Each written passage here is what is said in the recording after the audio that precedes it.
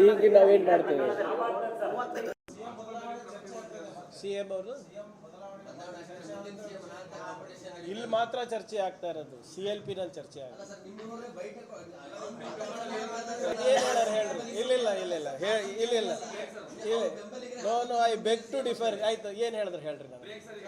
ನಾನು ಹೇಳಲ್ಲ, ಅವ್ರೇನು ಹೇಳಿದ್ರು? ಒಂದು ನಿಮಿಷ ನಮ್ಮ ಅರುಣ್ ಅವ್ರು ಯಾವಾಗಲೂ ನಮ್ಗೆ ಹಿಂಗೆ ಕಾರ್ನರ್ ಮಾಡ್ತಾರೆ.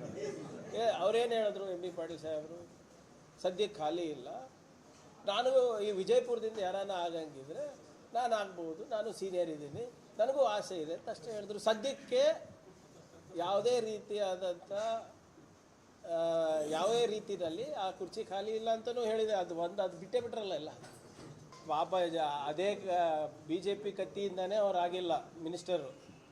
CMಗಳು ಎಷ್ಟು ಜನ ಮಿನಿಸ್ಟರ್ ಆಗಿದ್ದಾರೆ ನೋಡಿ, ಬೇರೆ ರಾಜ್ಯದಿಂದ, ಕೇಂದ್ರದಲ್ಲಿ. ಬರೀ ಕರ್ನಾಟಕದಲ್ಲಿ CMಗಳು ಮಿನಿಸ್ಟರ್ ಆಗಿಲ್ಲ. ಅವಾಗ ಯಾವ ಕತ್ತಿ ಮಸ್ದಿದ್ರು? ಯಾರು ಮಸ್ದಿದ್ರು? ಫಸ್ಟು ಅದನ್ನ ನೋಡ್ಕೊಳಕ್ಕೆ ಹೇಳ್ರಿ. BJPನಲ್ಲಿ ಇಲ್ಲ ಸರ್, ಯಾರು ಹೇಳ್ತಾರೆ? ಈಗ ಹೈಕಮಾಂಡಲ್ಲಿ ಏನಾಗ್ತಾ ಇದೆ ಅಂತ ಅಟ್ಲೀಸ್ಟ್ ಒಂದು 60% ಅನ್ನ ನಂಗೆ ಗೊತ್ತಿರಬೇಕಲ್ಲ. ಮತ್ತೆ ಮುಂಚೆ ಥರ ಅಲ್ಲಲ್ಲ. Absolutely not. We are with our CM. ಇದೇನಿದೆ, ಗವರ್ನರ್ ಅವರು ಒಂದು ಗವರ್ನರ್ ಕಚೇರಿಯನ್ನು ಮತ್ತು ಗವರ್ನರನ್ನು ಕರ್ನಾಟಕ ರಾಜ್ಯದಲ್ಲಿ BJP ಪಕ್ಷವನ್ನು ಕಟ್ಟಲಿಕ್ಕೆ ಉಪಯೋಗ ಮಾಡ್ತಾ ಇದ್ದಾರೆ. ಇಲ್ಲಿ ನಾಯಕತ್ವ ಸಂಪೂರ್ಣ ಕುಸಿದೋಗಿದೆ BJP ಅವರು. ಅದಕ್ಕೋಸ್ಕರ CBI, IT, ED ಎಲ್ಲ ಮಾಡಿದ್ರು, ಅದು ವರ್ಕೌಟ್ ಆಗಿಲ್ಲ. ಈಗ ರಾಜ್ಯಪಾಲರ ಕಚೇರಿಯನ್ನು ಉಪಯೋಗ ಮಾಡ್ತಾ ಇದ್ದಾರೆ. ಬರಲಿ, ಅದೇನಿದೆ ವಾದ ಮಾಡ್ತಾರಲ್ಲ, ನೋಡೋಣ. ಈಗ ನಾನು ಹೇಗೆ ಹೇಳೋಕ್ಕಾಗ್ತದೆ? ನಾವು ಏನಿದ್ರು ಕಾನೂನಾತ್ಮಕವಾಗಿ ಸಂವಿಧಾನಾತ್ಮಕವಾಗಿ ನಾವು ಹೋರಾಟ ಮಾಡ್ತಾ ಇದ್ದೀವಿ. ಅವರು ಒತ್ತಡ ತಂದೇ ತರ್ತಾರೆ. ಈಗ ಇದು ಹೊಸದೇನಿದೆ, ತಮಿಳ್ನಾಡಿನಲ್ಲಿ ಮಾಡ್ತಾ ಇರಲಿಲ್ವಾ?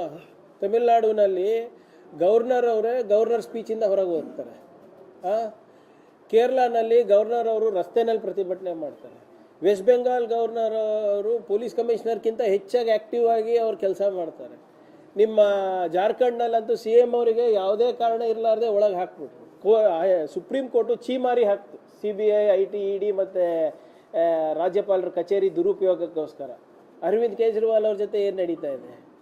ಅದೇ ರೀತಿ ಎಲ್ಲೆಲ್ಲಿ BJP ದುರ್ಬಲ ಆಗಿದೆ ಪಕ್ಷ, ಆ ಪಕ್ಷ ಕಟ್ಟಲಿಕ್ಕೆ ಇವತ್ತು ತನಿಖಾ ಸಂಸ್ಥೆಗಳನ್ನು ಮತ್ತು ರಾಜ್ಯಪಾಲರ ಕಚೇರಿಗಳನ್ನು ಉಪಯೋಗ ನರೇಂದ್ರ ಮೋದಿಯವರು ಮತ್ತು ಶಾ ಅವರು ಮಾಡ್ತಾ ಇದ್ದಾರೆ.